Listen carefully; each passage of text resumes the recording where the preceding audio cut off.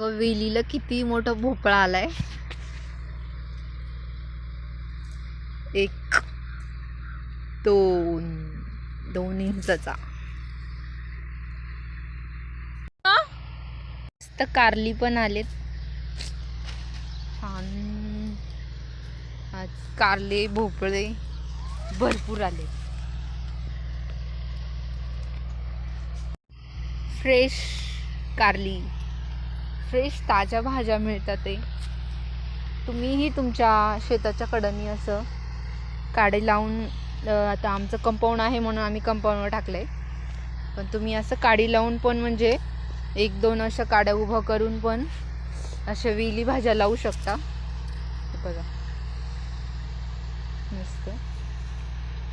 आणि आपल्या हाताने तोडायचा आनंद पण घेऊ शकता. तर शेजारी गहू करायचं चालू आहे, उपनर.